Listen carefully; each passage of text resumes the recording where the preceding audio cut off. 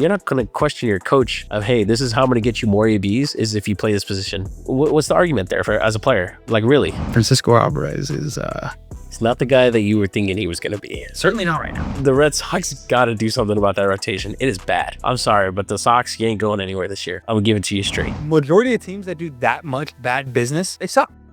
This team has only gotten worse since Paul Skenes has gotten called up. How is that even possible? You can't build anything because you just trade away the guys that show any promise because you want to build your youth, and that's cool. Build your youth, but don't trade away the youth that's good. I don't think they're just a pitcher away from being a good team. They're going to need so much more. And up until this point, they haven't shown that they're willing to spend.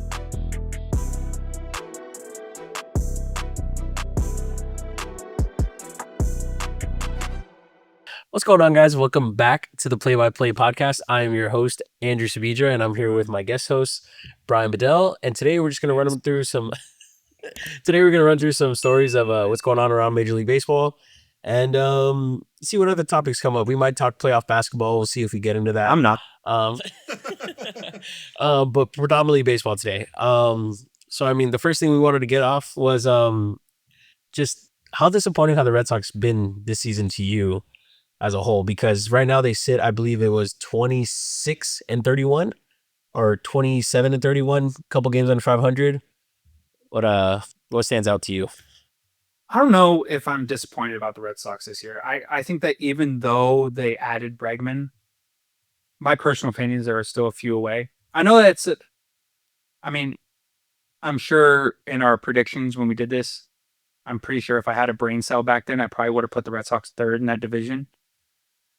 And although the second place team would have been a little different, would have been the Birds. That's unfortunate. Yeah. I think a lot of people probably would have had them second in the division starting the year, but Yeah. I think that there are a few pieces away. I mean, you and I spoke about their rotation before. I said they weren't half bad, and then I can only name two of them. Yeah. I do know that a few of them pieced against the Mets. Yeah. Including Garrett Crochet, which that one's It's going to not happen. much, yeah, that one's not That's a much of buzzsaw. shocker. But I feel like I'm not, just to answer your question, I'm not surprised. I think that they're kind of where they are. They're building. Yeah. I think they have a very good team to build on. Because somehow, I mean, I guess they haven't made many trades. They still got a lot of good young talent. Yeah. And I think that, honestly, they just need to focus on maybe a little bit more. Everybody could use more bullpen pieces, but they should focus on some bullpen and maybe another starting pitcher too. I think they can go one of two ways. They can either go ahead and get themselves another ace, so they have a nice 1-2, a big name 1-2 at least, or just go for maybe 2 or 3 guys to add some depth. Everybody knows that depth in the regular season is very important because you play so many games. Yeah. Pitchers are going to fall off a lot, and Garrett Crochet, it hasn't been like hindered with it. I know he hasn't been in the league a whole long time, but he hasn't really been hindered with a whole lot of injuries. But his lack of pitching last year scares me. I know that the White Sox did it to add trade value to him, so he didn't get hurt. But I don't necessarily like ramping guys down and then ramping them back up. Mm-hmm. I like it when they're consistent. Let's have the guys throw 100 pitches all the time. Mm-hmm. So I'm not a big fan of that, and so even if Garrett Crochet doesn't go down at any point, and I hope he doesn't, just depth, when you have just arms is never a problem. And like to have too many arms is never a problem. And I think they just need to get more arms. And then their offense is like third in the AL.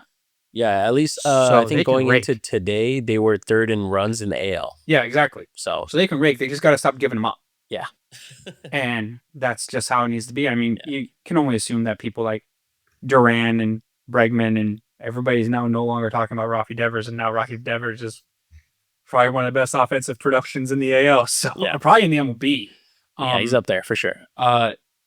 So I think that the offense is there. They just like so many teams, including a team in their division with the Orioles and even the Yankees too. He just need arms.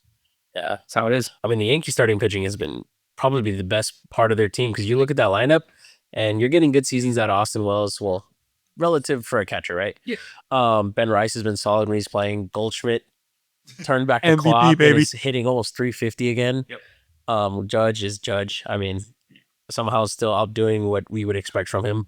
But yeah, I think with just the Red Sox, you look at guys like Brian Bayo having a down year. Tanner Houck looks like a shell. They had to basically just put him on the IL and say, dude, we got to figure out what's wrong with you. Because it's not an injury. It's just we got to see what's going on. Walker Buehler, who was He's been coming good. back last year. Yeah, he'd been solid for them this year. He just got back after being on the IL for like a month. And like you said, Crochet, who is probably the top 3, if not the leader, I believe, in innings pitched for American League pitchers this year. That's a little worrisome, you know? And the offense has been a little stagnant since Bregman's has gone down. I think they're 1-5 in games without him. That'll happen now. I mean, don't get me wrong. He was probably a top player in the AL, probably top 5, easily top 5. And to lose a guy like him, now you got to rely on hopefully this call up of Marcelo Meyer. You know, I've been really into Sox baseball this year, so I'm up to date with it. But yeah, I think I was about to say, dude, holy shit, I've basically adopted them as like my second team. that's crazy. But yeah, just the pitching I think has been awful.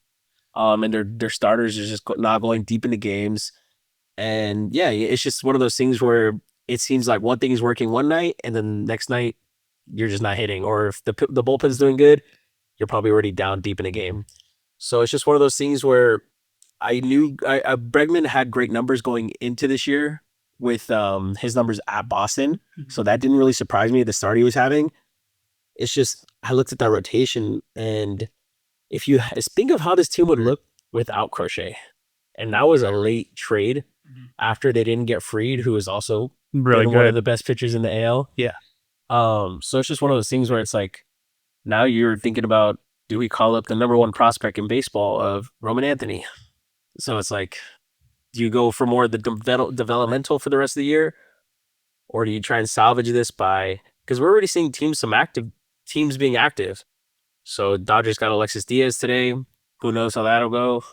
It's the Dodgers, so it'll probably go well for them. Like I said, 1.4, baby. Yeah, so it's just one of those things where now you have to look at the Red Sox and be like, we need help. Are we going to muster it up and help the guys that we think could give us a winning season and take us into playoff baseball? Or are we going to take back and just kind of let these young guys develop? That's the question I got to ask. So I was looking at, I just want to make sure I didn't look dumb. Yeah. Because it is a little rich for me to talk about the struggles, or not struggles, but the Red Sox bullpen being average. Because Walker Buehler got thrown out of the game they played against the Mets. And that was a great game for them. And then the bullpen held the Mets offense to no runs for the rest of the game, 6 innings. Mm-hmm. But I was looking at it here, and they're 14th in bullpen ERA. That's literally almost right in the middle. They have 3.76, which is obviously not terrible for a bullpen ERA. Yeah. But some teams that are in front of them are definitely some teams they'll not only see in a hypothetical World Series, but a team they'd see in the American a League wild playoffs. Card game or an American League playoffs. Just American League teams in general. You have the Toronto Blue Jays, the Mariners, the Royals, the Tigers, the Yankees. Fun fact, they're 4th in their division. Because that's where they sit. The Rays are there too. Yes. And they just won a game again. Division, my bad. 3rd in their division. Minnesota, Houston, the Mets, and then the Giants. Yeah. So, you're looking to add some arms in the bullpen because if you're going to be one of those, if anything has proven, look at the Dodgers, World Series champions. Elite bullpen. Yeah. Their bullpen won them that World Series. Oh. They certainly wasn't the start. How many World Series championship teams say that they had a bullpen game every 3rd game and won the World Series? I'm assuming not very many. Yeah.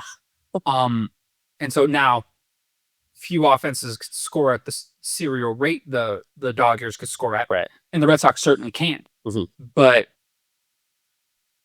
it's just that, and some people will say it's only a run.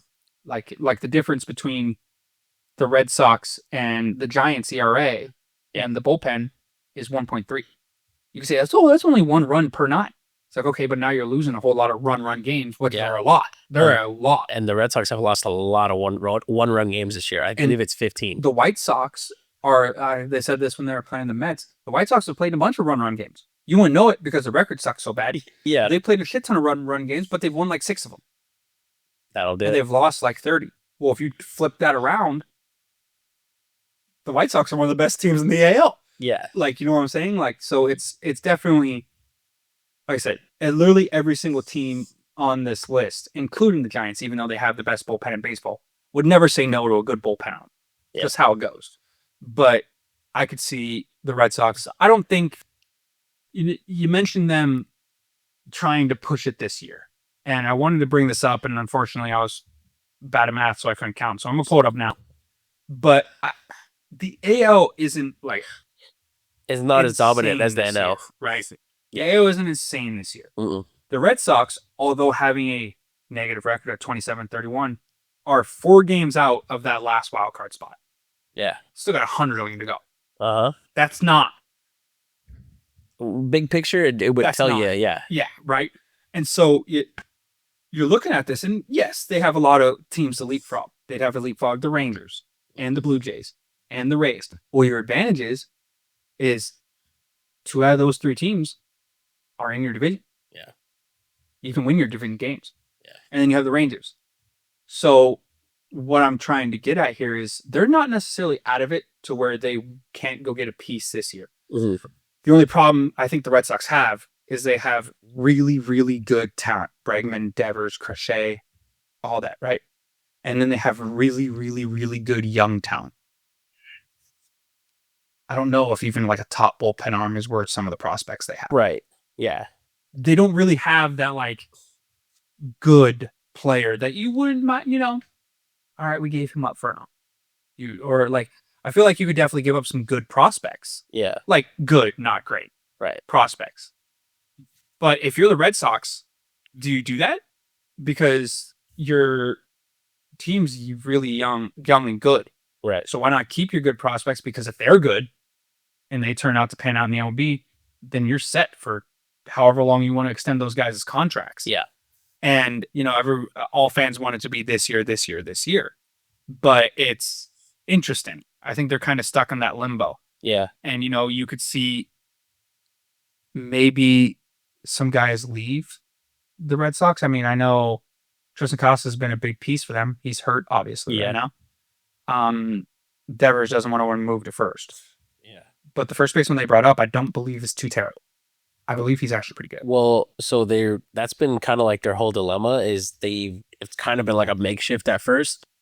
And then they've been practicing Christian Campbell at first. That's interesting. So now they're looking at the thing where it's like, do we try and get him there full time, have Marcelo Meyer play second, have Story at short, whose story has been awful this year. He had like a good 2-week run where he was tearing the cover off the ball. And since then, he is, I think, literally the worst hitter in the American League. But they also have like a good shortstop in the minors, don't they? Yeah, it's Marcelo Meyer. Yeah, Marcelo Meyer. But they've been trying to shift him. It's a second. Yeah, but now he's kind of playing a little bit of third with Bregman out because you already told Rafi, yeah, dude, we don't need you to play the defense. You're not touching the field. Yeah. Which, I mean, they haven't switched up their word as far as they tried to get him to play third. first. They tried to get him to play for third. Yeah. But they tried to get him to play first. He said no. Yeah. So, but now you're making Christian Campbell kind of move all around the field, who's even played some time in the outfield. For me, it's just one of those things where it's like, I feel like they're an organization with a lot of good players at similar positions. And it's like, I feel like for me, it's got to be the coach just saying, hey, man, you're a great player. I need you at this position. And that's it. Because if your coach tells you what to do, you're not going to question your coach of, hey, this is how I'm going to get you more ABs is if you play this position. What's the argument there as a player? Like, really? So, and if you can move Christian Campbell full time to first and he's good, yeah, what do you need Tristan Costas for? Some would argue he's still not, or he might not ever be that player that he looked like he was going to be. I hope he is. I mean, I don't hope anybody fails. Yeah, but well, that actually reminds me, and we'll bring up some of this stuff in a second. But you said players at too many positions, and I'll just bring up my favorite team for a second. Yeah, I know that pain. Yeah, because the Mets have Ronald Acuna, middle infielder. Ronnie Mauricio, middle infielder. Yep. Brett Beatty, corner infielder. Or not corner, third baseman. Mark Vientos, third baseman. Mm-hmm. Okay, that's cool. You also have Francisco Lindor, who obviously isn't going anywhere anytime soon. So that position's no longer getting filled up. Yeah. So now you have second base split time between Luis Angel Acuna. Brett Beatty's played a lot of second base. Yeah. Ronnie Mauricio, when he's healthy, he is healthy now, but when he comes back up, and Jeff McNeil. Yeah, who they're trying to get him into the outfield. Playing center field, by the way, not playing center field terribly. Yeah. Now, the reason I wanted to bring this into just this next discussion in general is you were saying that teams are active or looking to be active in the trade market already. Mm-hmm. Obviously, we did see our first trade today with Alexis Diaz going to the Dodgers. Yep. And so I would just personally go with at least my favorite team first because it's the one obviously I know the most about. Yeah. The Mets, I just said, obviously they have the second best bullpen by ERA in baseball right now. The Mets also have an unbelievable pitching staff in general. Just the arms in general, I can't believe I'm saying that. Because of a rotation filled up with Kodai Senga. Okay, Kodai Senga is really good. Yeah. David Peterson was really good last year. Really good again this year. Yeah, at that point, it's fun fact, surprising. David Peterson also has the highest ERA in the Mets. So, like what? It's also like a 3-point. It's like a 3.2. Yeah. So Griffin Canning. where did that come from? Tyler McGill. Yep. So like you're obviously not expecting them to be really good, and they're obviously down. A lot of people would say they're ace. Sean Manaea still hasn't pitched, and Frankie Montes. People keep bringing up Frankie Montes. I'm not expecting Frankie Montes to come out and be a sub-3 guy. That's a head scratcher up until this point. Yeah, right. Yeah. Like, now, shit, with the way all these guys are pitching for the Mets, You're like, why do we even give this guy a contract? Well, not only that, but maybe he comes back and he's really good. Yeah. Who knows? And when you go into the playoffs, I wouldn't say no to having David Peterson in the bullpen again. He was nails. Yeah. Every single time he came in. But right now, he's looking like your second best starter. Griffin Canning, baby. He gave up a good amount of runs to the White Sox last game. So yeah. Okay, I'm just saying, if I'm going into a start and I know who my number 2 guy is, it's Clay not Griffin Holmes. Canning. Yeah, I was gonna say I haven't heard too much about him. How's he been? Good. Okay. I mean, But like that's I said, a guy you might have to worry about. Like I said, David Peterson has the worst ERA on the Mets, and he's like a 3.2 or something like that. Yeah. I worry about him getting stretched, though. Me too. Kodai Senga's the lowest at a 1.4 or something like right now. He's been unbelievable. So arms obviously aren't that big of a deal.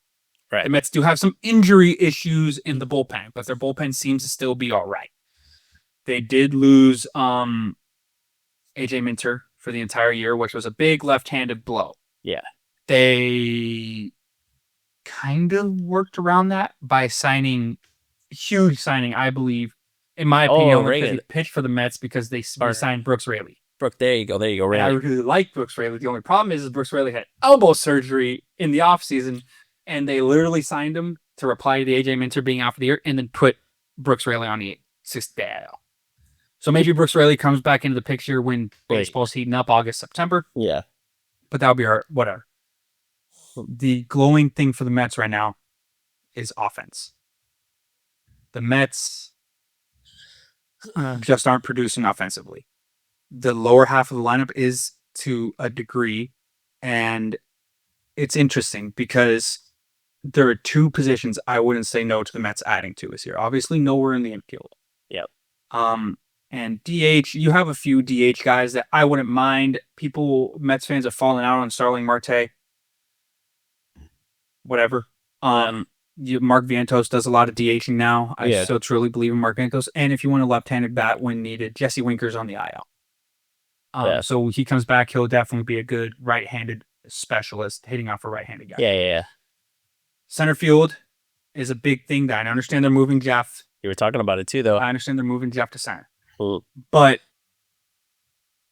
I flip-flop on Jeff McNeil a lot. I wouldn't say no to the Mets getting someone like Cedric Mullins. It's definitely an attainable piece, I would say. The only problem I think is if you get rid of Cedric Mullins, I think one of your young studs is gone.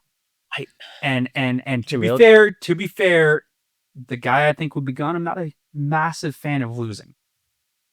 The guy I like in the minor leagues a lot for the Mets is Brandon Sprout.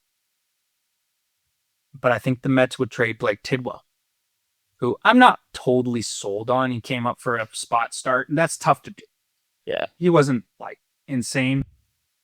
And by the way, just on the arm side, the Mets have room to get rid of arms. Someone like Blake Tidwell, because not only can Brandon Sprout move up and spot start, they're also going to get Christian Scott back at some time.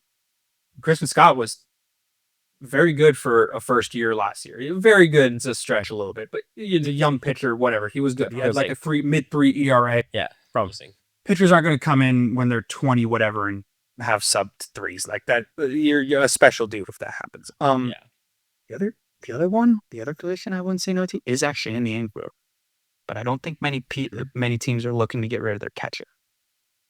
Yeah.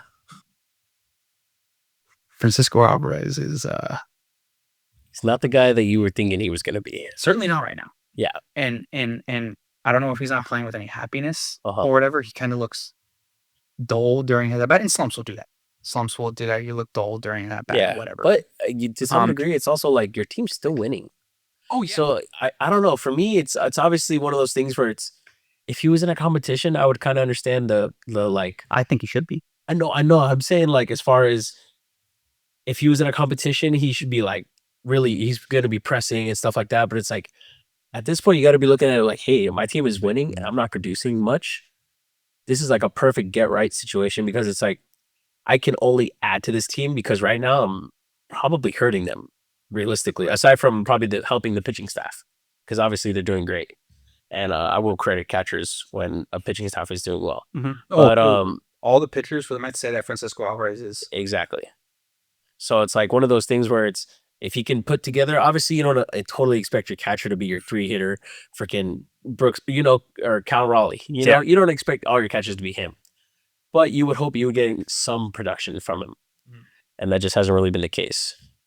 No, not yet. I mean, I think that he should be in a little bit of a catcher battle for this year. I understand Luis Trentz isn't your long-term answer. Yeah. But this year, Luis Trentz hasn't been terrible. Mhm. And Luis Trentz also isn't terrible defensively. Francisco Alvarez and him have both worked on throwing runners out at second base. And that's huge. The Mets have thrown out almost 50% of attempted steals. That's unheard of since they made the bases large again. Yeah. I would say that's unheard of anyways. I mean, that's impressive, yeah. to say the least. And so I think that that's important, obviously. But the Mets just need production wherever it's from. Yeah. The Mets just need more guys that can hit the baseball. Because right now the top of your lineup isn't doing it. Now, I understand. Pete Alonso's still hitting the baseball. Yeah. Now he's been slumping a little bit. Pete Alonso's still hitting the baseball, but Mark Vientos isn't. Yeah. Francisco Lindor isn't. Juan Soto isn't. I understand you can say that, at least for Lindor and Soto, it's only for so long. Yeah. Right? You would expect. Vientos, you'd hope it's only for so long, but there's such a small sample size. He's shown that it's only for so long. Yeah. In the past, but it's also been like a year and a half. Yeah. So like it's interesting. I don't know. Talking about the Mets, I'd like to see someone like Cedric Mullins, because Cedric Mullins, I feel like, can add depth to the lineup, hitting like 5th or 6th. I truly think, because you could have the same kind of lineup you've been. Actually, you know what? They've been hitting Soto 3rd. You can have Cedric Mullins at 2nd. I don't know. Yeah. But it definitely, I wouldn't say no to something like that. Really, That's Soto what I- 3rd? He's in 2nd. Mixture of like Beatty and Vientos. Interesting. I don't like I think that.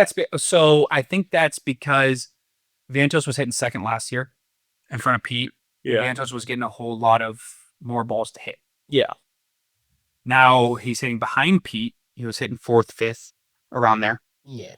And he chases a lot. A lot.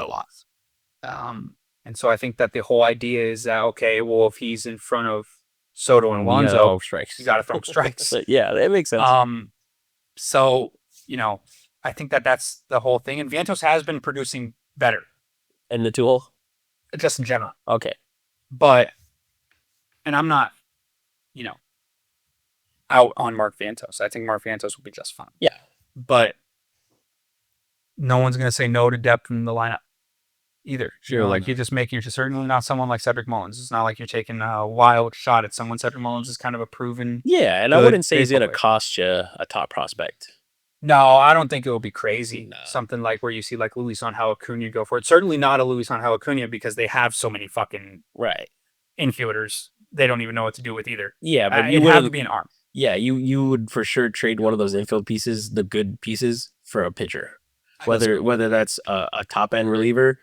Because for me, certainly, I just look at the A's, and for me, I think of what Mason Miller could get you, and you love the guy, but it's like, you would supplement so much more to a team if you just had more players, better players to add to their existing core than to just have a good closer. You're just talking You get about me? in teams in general, Like, because the Mets have Diaz. Diaz has been nails. yeah, I'm for- just saying in general. I wouldn't say they're gonna go get Mason Miller, but just as far as like, a team like the A's, I would think would be good to get rid of for a good prospect or a good couple prospects for a guy like a closer. For me, a closer, it's like, I'm talking about like someone like the Yankees. yeah, maybe. I mean, Luke Weaver's been pretty good for Weird them. not been bad, So, but something where a team like, I mean, hell, if the Dodgers even were thinking about it, I'm not gonna, don't it's put easy that to out there.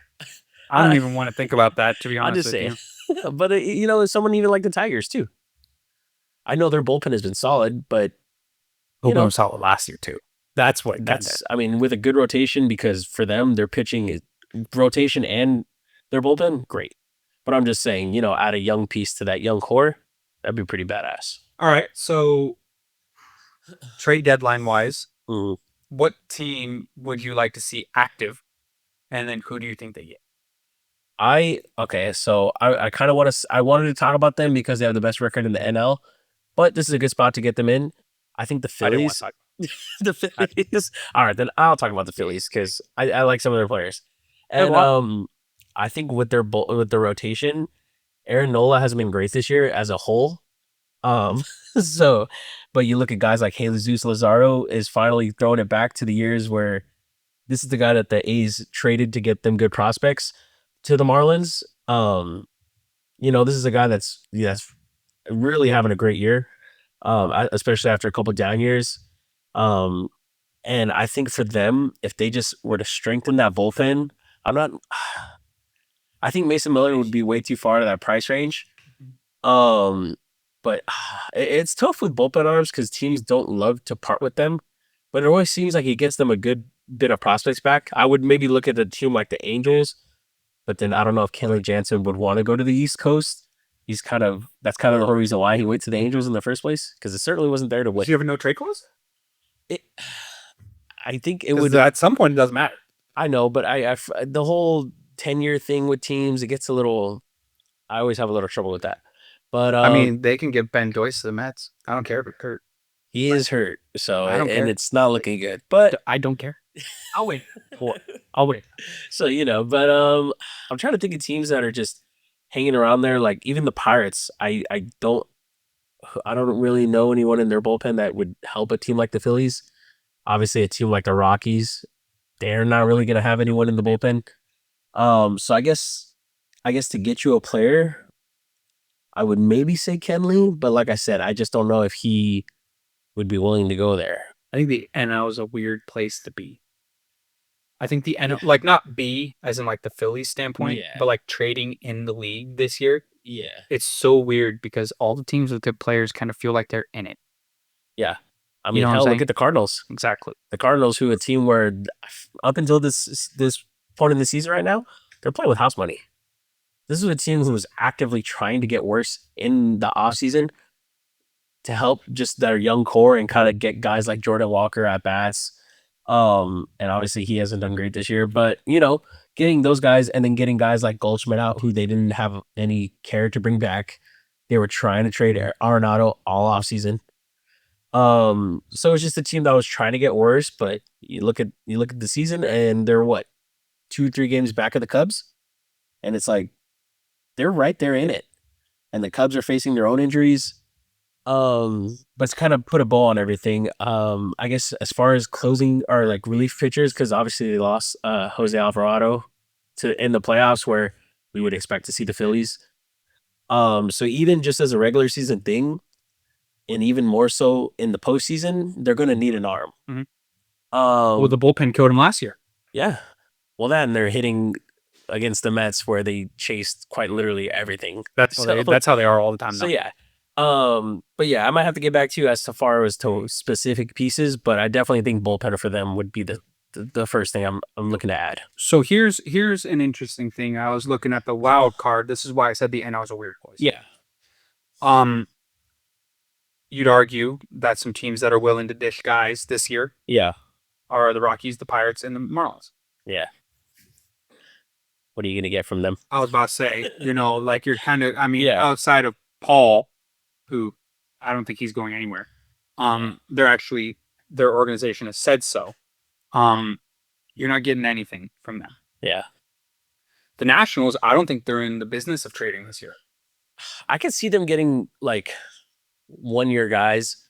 I mean, obviously Well, Jorge like- Lopez like- isn't like- very good, but Yeah. I think guys okay, like those you think- kinds of guys. Yeah.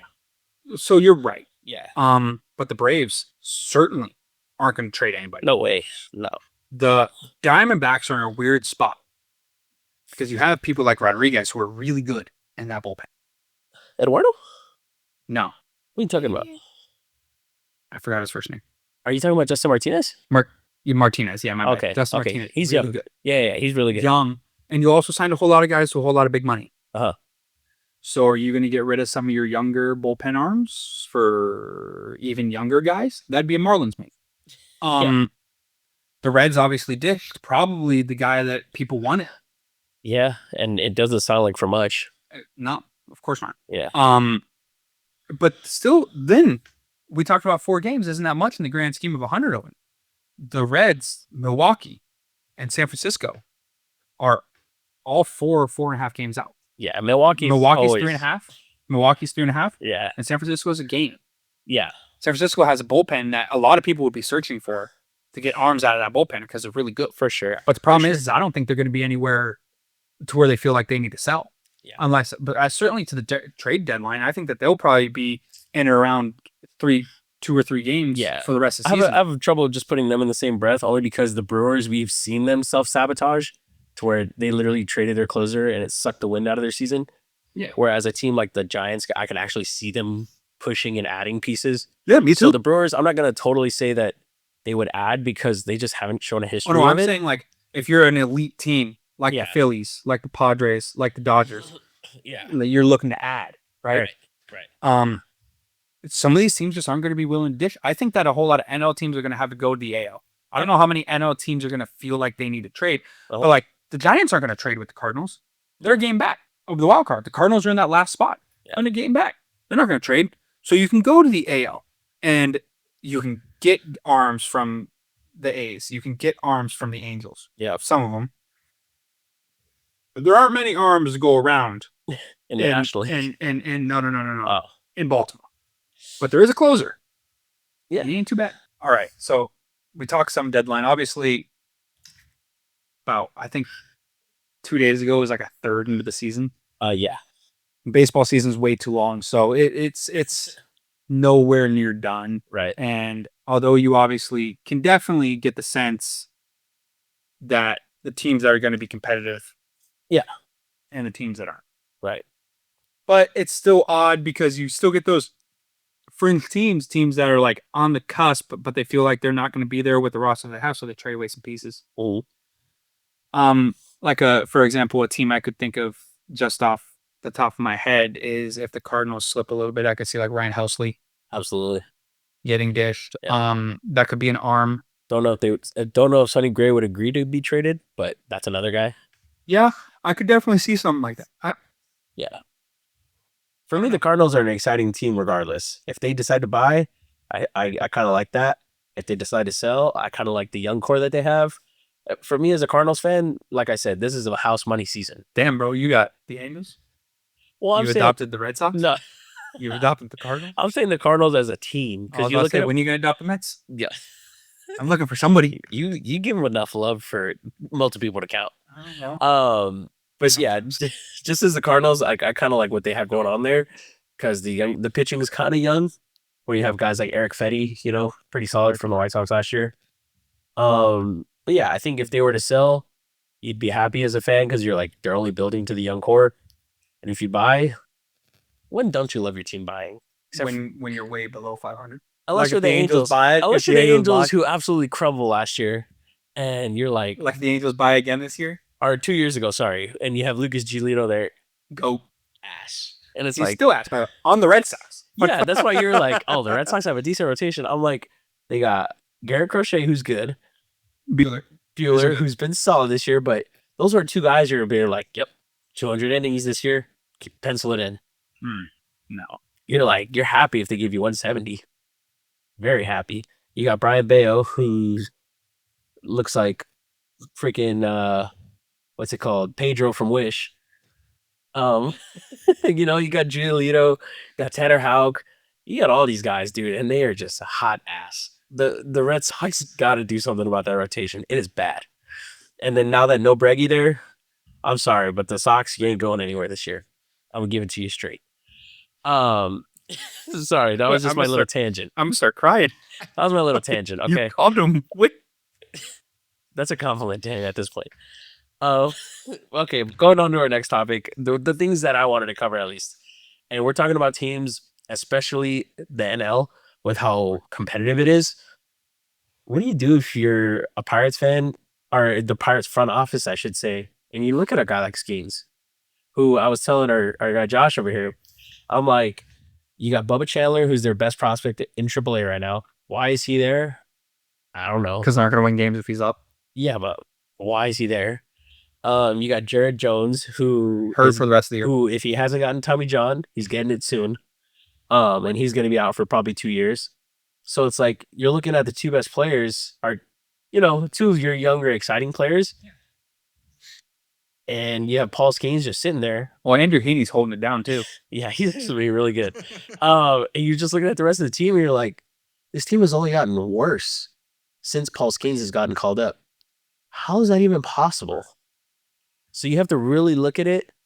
I mean, the Pirates make good money though. Yeah, as a team. but they don't spend. Well, yeah, that's why it's the front office. But that's why you got to look at this thing and say, we can really keep cashing in for Paul Skenes, or do we flip them for probably a haul that is probably bigger than Soto?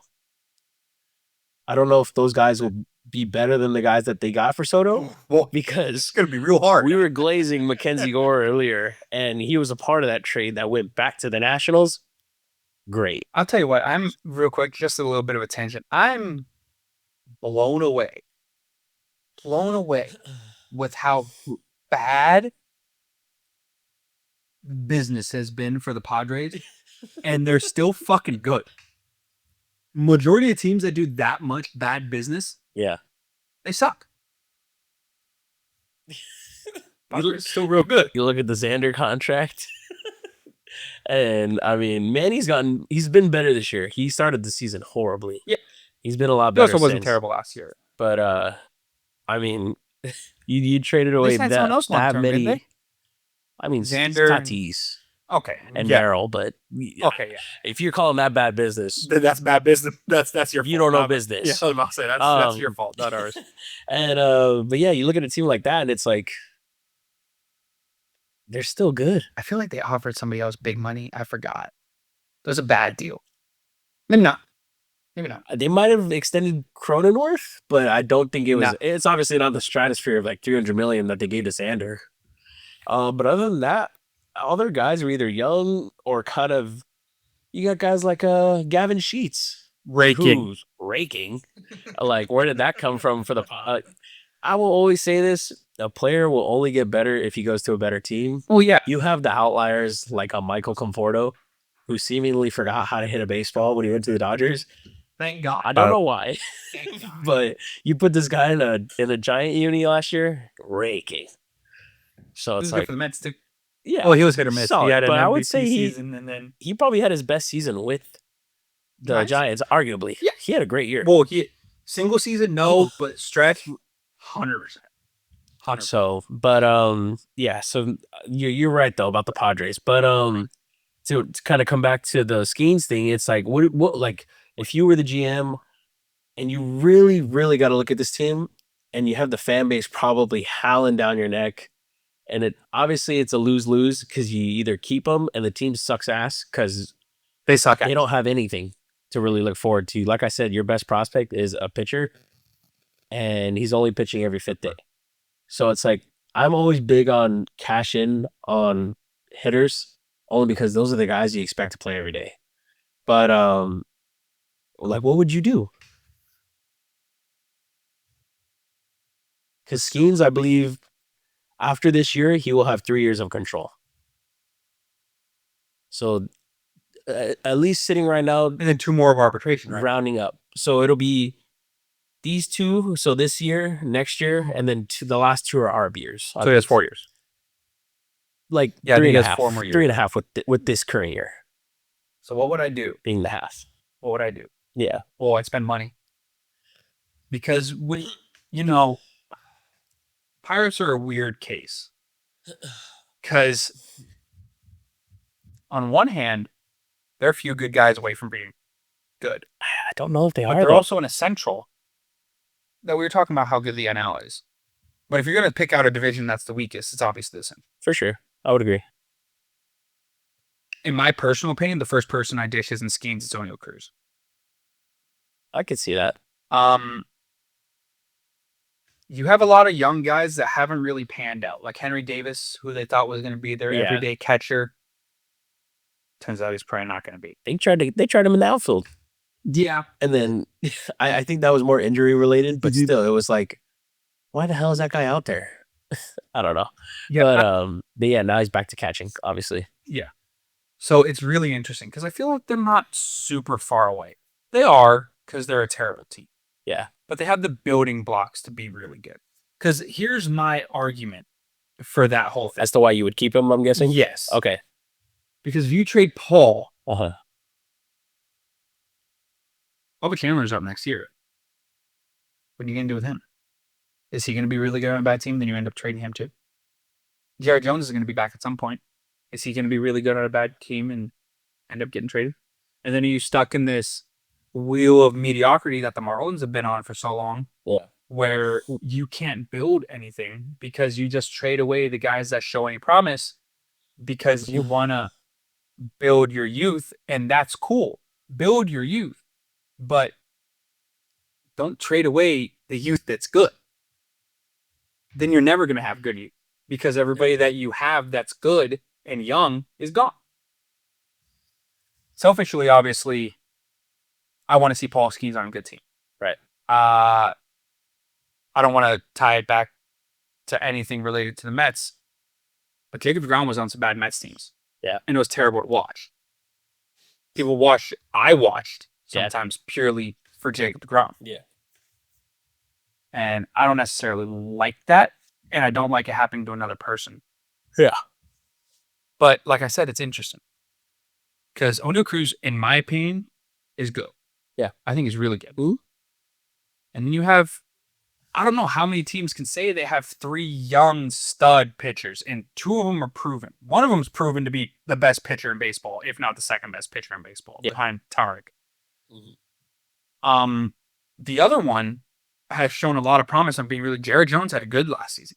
Yeah, he tale of two halves. He started the season hot. I wonder if that out. injury started to show itself. And it might have. I don't know. I'd have to look at velocity numbers and stuff like that. Yeah, it might have, but and then you have a top arm in your farm system with Bubba Chandler. Bubba Chandler obviously has the confidence. He told Paul Skenes he better get used to pitching on opening day because next year he's not gonna. So that's real rich. Well, he better hope his ass pans out. Well, yeah, but I mean, like, that's good confidence. You know yeah, like, I like to see that in some young guys. Now, obviously, it's good for pitching. Now, obviously, not going out on a limb. He's probably wrong, unless they trade him. Paul It's in that case, yeah. Paul Skenes not on the team. The thing is I said they're not that far away, but they are far away. Yeah, but they're closer than a lot of people think because of their youth. And because they have good young talent. Oneil Cruz isn't old. Yeah. Paul Skenes obviously still got a lot of life. Jerry Jones hurt. That's going to happen to every pitcher at this point. And Bubba Chandler. Other than that, he still got cut. No, sorry. But you know what I'm saying? Yeah. Like, I don't understand. I mean, I'm trying to think of some other people as I look at their roster to see if I'm inspired by anybody. They just don't have it, and that's You know kind of why I'm on the other side of the argument. I understand, but like as a front office, I just don't see how it could be. Okay, so if we're gonna talk line by line here, yeah. Okay, line by line. Oneil Cruz, I've already said he's very good. Yeah. Andrew McCutchen, obviously, probably not going to be there next year. Yeah. Probably is going to retire. If he is still there, good for him, whatever. Ryan Reynolds, horrible year this year. Yeah, I don't But know the dude what's can going on. hit. Yeah. You got And him then tied up. I actually forgot. Now, he's not like someone that's going to destroy baseballs, but they have a good third baseman too. Brian Hayes is good. Defensively. Well, okay. His But if you have a good offense. wideout, you can use defensive guys. Yeah, okay. And then, like, IKF isn't having a terrible season now. You don't want to build your roster off of IKF. Gosh. But he has not had a bad season. Okay. Right? And he hasn't. He's at 297. OPS is 724 for IKF. That's pretty good. Now, he's not put it. Now, I'm not saying in the same breath as like the top end shortstops Yeah, where you're yeah, talking yeah. about Bobby Witt here, but you know what I'm saying. Yeah. And that's it. You're right. That's it. Yeah. And then when it comes to their bullpen, I couldn't really think of any guys. I mean, I'm looking at the guys that pitched in this last game. Ferguson has a 3.86. Jake? Ramey has a 7.11. Oof. And Baruki has a 4.64. So obviously, if I just go off those guys, and they weren't in the top 14 because I didn't see them when we were looking at the Red Sox. Obviously, the bullpen ain't great either. Yeah. Bullpen's very hit or miss, though. You can catch guys that have a good season. Yeah. And some guys that are normally elite have bad seasons. Yeah. Bullpen, I feel like, is the hardest to build because it's kind of like a shit show. Yeah. But you have, unlike some other bad teams, they have part of that team locked down. Bad teams, you look at the Rockies. Okay, they have Ezekiel Tavar. Okay, they have Brendan Doyle. That's it. You wouldn't say they have a good lineup because it's only two guys. They don't have any pitching. They don't have any bullpen. When you look at like the Marlins, they have some good pitching. Yeah. And they're probably even going to get better. The Marlins are starting to trend in the right direction if they don't get rid of all these guys. Yeah. But you're almost in the same situation with the Pirates. You have three really good starters. Hopefully Bubba pans out. But that's it. Yeah. But how many teams, even good teams, can say they have three unbelievable starters? You can't look at the Phillies and say you have three unbelievable starters. Say two. Right? Well, actually, you can't because Ranger Suarez is really good. Okay, yeah. The Mets going into this year were projected to go into the playoffs before this year. And I'd even say now, even though they're having a good year, I wouldn't say they have three unbelievable starters. They have Minaya and Senga and Peterson. But, you know, To be seen. yeah, right? Yeah. The Yankees, they don't have three really good starters. They had Fried and Cole at the beginning of the year. Yeah. And now Cole's hurt. I think but, Schmidt's doing okay for them, but yeah, not to that same breath. but so nobody can. The only difference is those guys pay money and can hit. And they can throw in the bullpen. So if they were to fork over some money, you can get some guys. And I think that it's not like look at even like the Brewers, who I don't know who's leading that division actually. The Cubs. You're right. Actually, the Cubs are really the fucking Cubs. good. Cubs, and then Cardinals like 2-3 games behind, and then the Brewers like 2 games behind. Yeah, you're right. You're right. The Cubs are actually really fucking good. Yeah. I mean, but that to them is literally having the best offense in baseball. Yeah. So that'll help. But well, yes. But so you're looking and another Central team is third in the wild card. That's a playoff spot. That'd be a huge bright spot in the rebuild for the Pirates. But you got to get the bats to do it. Yeah. And the youth isn't panning out hitting wise. You got to go spend money. I don't think they should trade Paul Skenes because Paul Skenes is the pivotal point, along with Jared Jones and Bubba Chandler, that they can build the rest of the team around. He's that dude that you know is a stud. You know. Most teams that are rebuilding, you hope the guy pans out. Yeah. You have the guy in mind. But sometimes the guy doesn't work out. In this instance, the guy's already worked out. Yeah. Like he's Yeah. worked out. Yeah. So you just got a long-winded way of saying, I think it'd be a mistake if they dished Paul Skenes. I think it'd be a massive mistake and a step backwards in the organization. I honestly don't care what the haul is. Really? I don't. I The reason I don't is because you're trading away a for sure guy. front of the line starter. The best pitcher in the National League. Yeah. For some guys that you're also going to have to roll the dice on. Yeah. you're going to have to go back into that game and see if these guys are going to work out. No good team is going to trade their stud for Paul Skenes, because although they really like Paul Skenes, you're not seeing like, you're not seeing like James Wood go, even though he's young and promising. You're not seeing him go with the Pirates for Paul Skenes. They're not going to do that. You're not going to see the Phillies give up like Bryce Harper or Trey Turner for Paul Skenes. You're not going to see these studs, these teams give up these studs. It's going to be young guys in the farm system. Yeah. And like I said, you're going to have to roll the dice. You're going to have to see. And the last few farm backs that you brought up have not been good. Yeah. So it can go one of two But ways. They can either leapfrog by trading Paul Skenes because all their guys work out. Yeah. But it's a cruel world. Statistics say that most of those guys aren't going to work out. Yeah. So Yeah, I think I just find myself on the other side of that.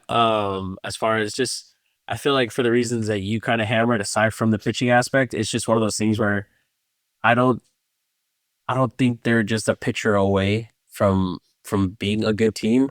I think especially looking at the National League, they're going to need so much more.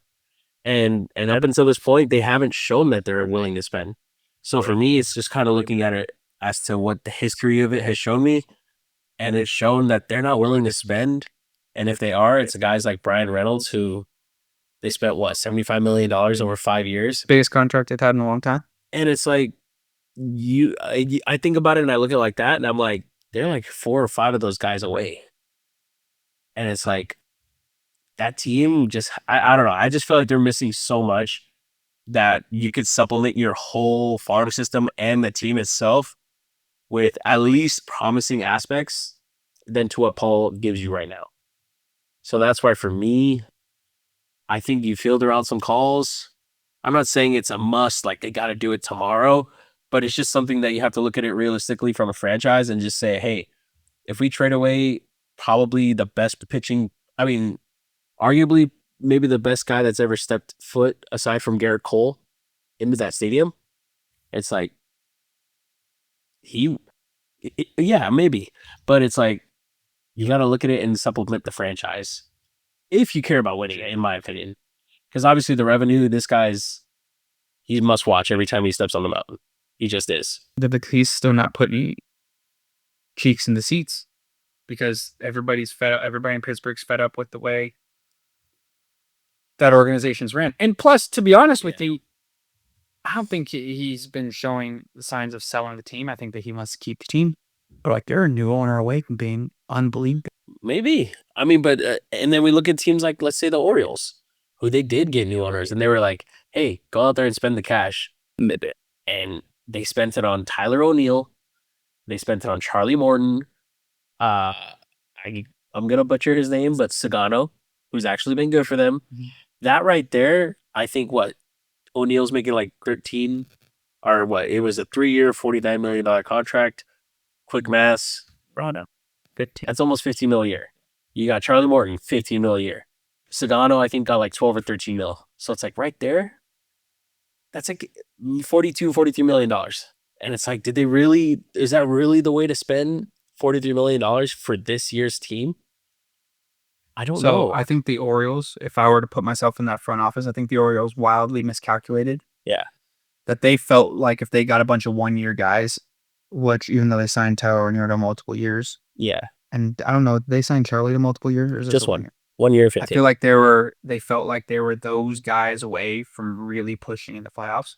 And it was a massive miss because the one guy you let walk. Yeah. Turns out, oh shit, the ace of our team is kind of important. Yeah. And maybe held the entire pitching staff together. Yep. So I don't know. I don't know about that. You're right. You also have to pull the right strings because, like, look at the Mets. The Mets got good owners, and they spent a shit ton of cash, and they sold it all at the trade deadline because they sucked. Yeah. They sold Verlander. They sold Scherzer. Now, not only do you not have those guys anymore, and you spent all that money, you have to deal with the next 4 years or whatever of paying that money. Yeah. So you're right. But also, look at all the good teams. You gotta spend money to be good. Yeah. That's just how it is. Yeah. I mean, and in my opinion, good. I don't like how baseball does their whole thing where these guys that don't spend money still turn profits and all that just because of the way baseball works with all their money and all that. I don't like it. I think that if you don't spend any money and you don't care about bringing good product to your city, you should lose money. Yeah. Or at least turn even. Yeah, but you look at a team like the Orioles, they had asses in seats last year because they were good. People gave a shit about the team. Well, I'm not saying because I'm they not were comparing good. this to the Orioles. Yeah, I'm just saying in general. Like the Orioles this year at least proven they were willing to spend some money. Yeah. They'll spend incorrectly.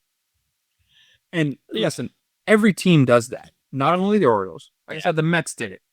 The Padres don't necessarily do it, except for Xander Bogaerts. Don't necessarily do it. They just traded away a whole lot of their generational talent. Hey, they got some back though. Now, thankfully, they seem to have, you're right, getting some back, and the guys that they got back, they've held on to you like Jackson Merrill. Yeah. And all that, right? The Dodgers spent some big money on some guys, I think, and they haven't been very good. Or the Dodgers kind of hit. Blake Snell was looking good until he got hurt. Yeah. But injuries are injuries. I'm not basing it. Yeah. If I sign a dude to big money and then he gets hurt, there's nothing any of us can do about it. Yeah. That's just kind of how it is. Unless you sign somebody to big money, but they had a lengthy rap sheet of getting hurt, then yeah. I mean, like, to be honest with you, I want to see him in the postseason, and I'm not quite sure that they're going to get there. The 3.5 games back, the Rangers. Okay. I want to see him in the postseason. I want to say no to them trading Jacob DeGrom. Yeah. Now I have a certain landing spot for him, but that's obviously not going to happen. So yeah, his situation's unique just because it's up until his injuries as of late, he hadn't got hurt at all. So and then it literally 2020 it was like serial injuries, just injury after injury after injury. You know how everybody got bigger and more lethargic during COVID? Yeah. Yeah, he had his own COVID sickness, and it was just the fact that his right arm forgot how to do anything that wasn't just tear apart. Yeah, go to bits. I mean, I personally hate it. I mean, like, I watched him pitch in Petco Park, 7 shutout innings. It was unbelievable to watch. And going towards the All-Star break, I think it was like 2 starts before the All-Star break, he had a 1-1. No, sorry. I think he had a sub-1 ERA. So, like, he was on track to break Bob Gibson's single season record for ERA in a year. It's one of the best pitching seasons ever. Yeah. Arm goes out. So, like, if you give someone like that now with his normal, like with his now lengthy rap sheet of injuries, a big contract, and then he gets hurt, that's on the front office. Yeah. I understand I understand the positives that someone like Jake gives you. Yeah. Because when he's healthy, he's unbelievable. Like, yeah. But also, he's also dead payroll if he's on the IL again. Yeah. So, like, but injuries up to an extent. But, like, even, like, all teams spend bad money. That's just going to happen. People were hyped up, and then they turn out not being so great. And the pressure hits. Yeah. I mean, like, you would say that if the way the Japanese contracts worked out and everybody had to pay top dollar for Roki Sasaki, he would probably be a miss so far right now. Now he's hurt, but they're talking about a whole lot of different, like, psychological issues Roki Sasaki's dealing with. Yeah. And all that, and how he's beat up on the fact that he can't sniff 100 right now. Which is crazy to say. Dude still throws 97. Yeah. And the dude still got good stuff. Yeah. And I think he'll be just fine. Just can't throw strikes. I said it to our Dodger fans that Kota Senga didn't throw strikes coming in. The ball's different. I think you just got to be patient with him. Yeah, you do.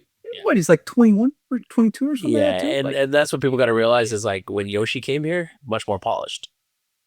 Because he was actually done with they play like 5 or 6 years in Japan. Oh, you could say the same thing for Kodai. Yeah. Kodai Senga got signed to huge money because he was a rookie at 27? Yeah.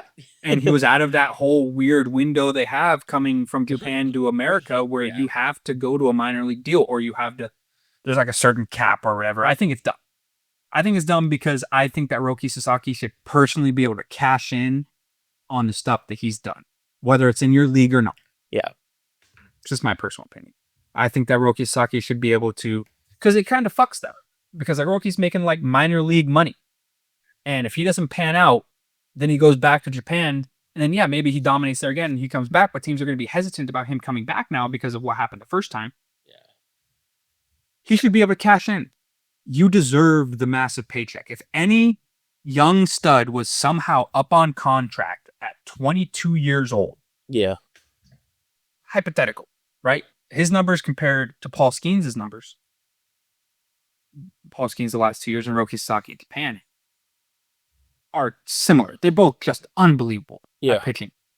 If Paul Skenes was up on contract at the end of this year, is he going for minor league money? Fuck no.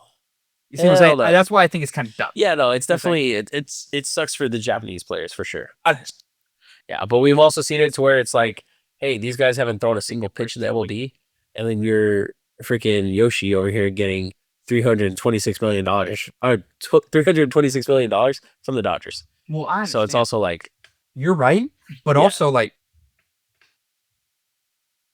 can we talk a whole lot of crap about the Japanese league now? I mean, Japan curb stomped the United States. Yeah. Japan, I'm assuming, I don't think they did in this WBC, but looking at the way they played against us, they might beat the Dominican Republic too, and they probably beat Puerto Rico.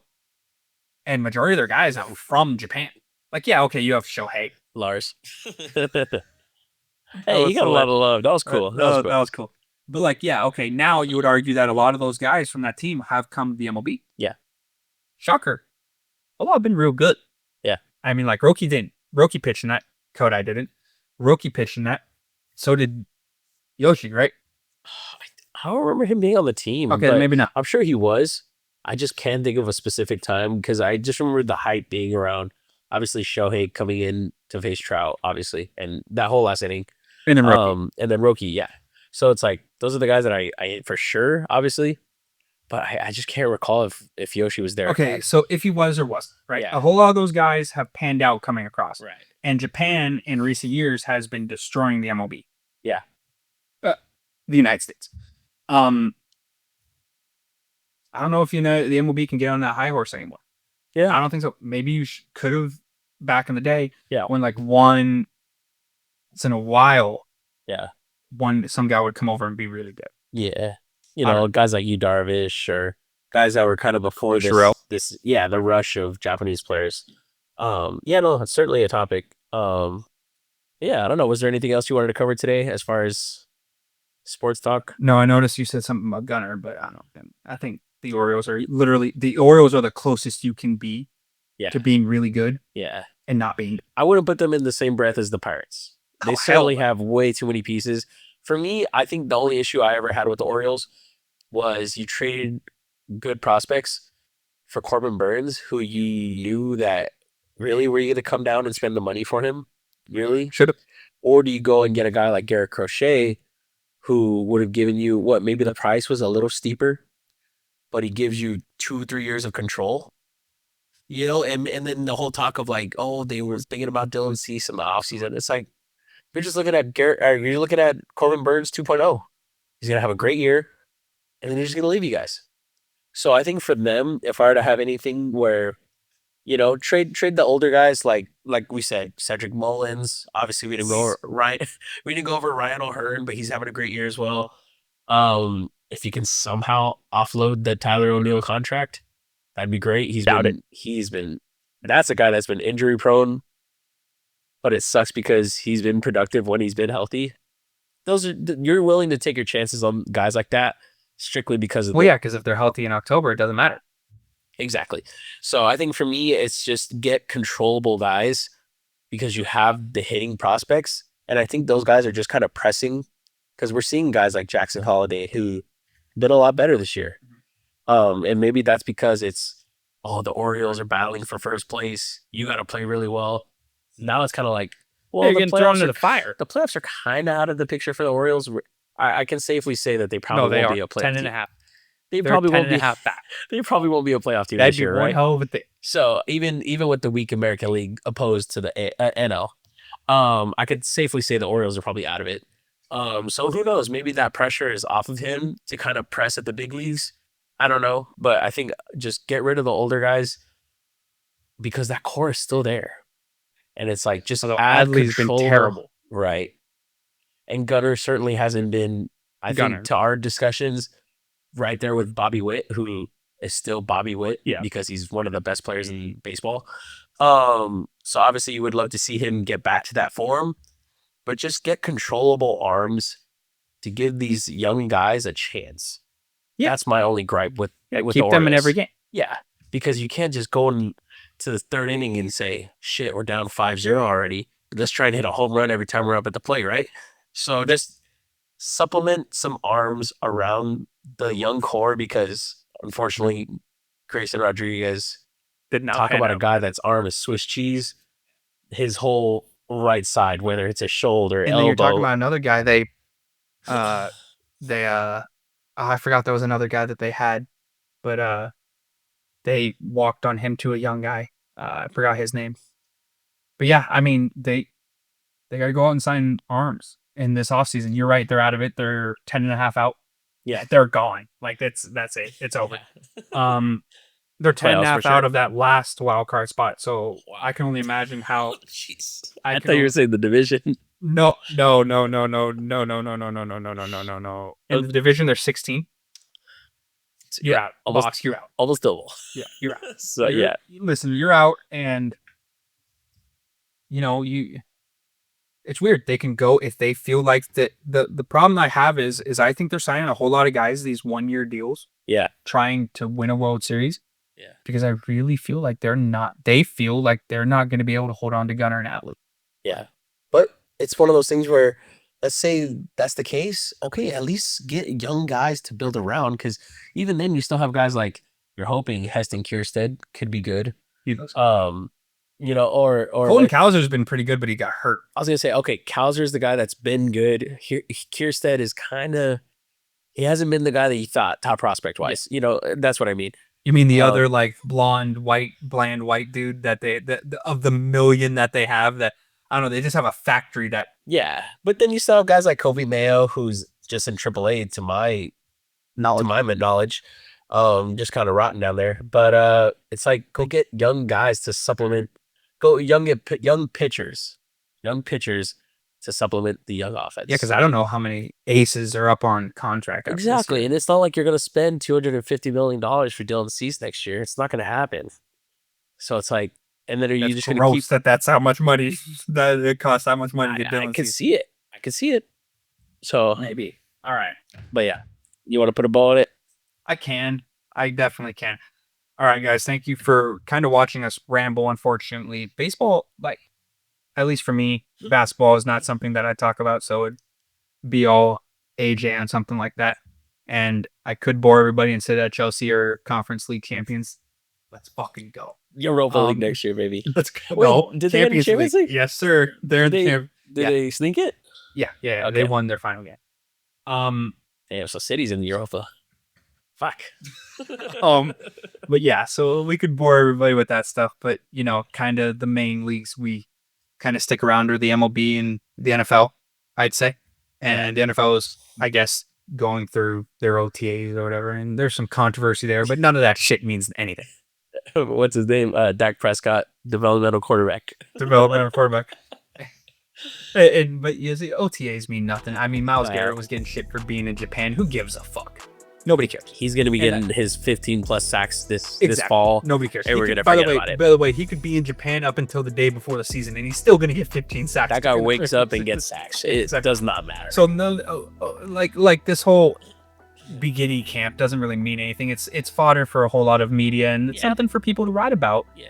But none of that stuff means anything, and so we'll just stick to MLB for now. And the MLB's kind of hot, but there's only so much we can talk about. So if you guys have other topics that you guys want to see us talk about in the world of sports, we'll try our best to do some sports that are not really into, but we can certainly try it and probably look dumb. But let us know what you guys think, and go ahead and like and subscribe. Thank you guys for watching.